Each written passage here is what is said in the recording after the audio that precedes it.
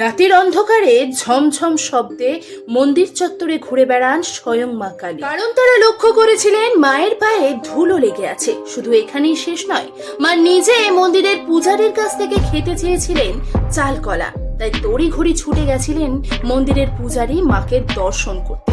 আর সেখানে গিয়ে তো দেখে আর এক কাণ্ড। মন্দিরের বেদিতে মহাদেব শুয়ে থাকলেও মা কালী সেই স্থানে নেই। এইভাবেই মা বারবার প্রমাণ দিয়ে গেছেন মা এখানে জীবন্ত। এখানে মা 5 বছরের ছোট্ট কন্যা রূপে পূজিত হন। তার প্রিয় ভোগ হলো চাল ও কলা।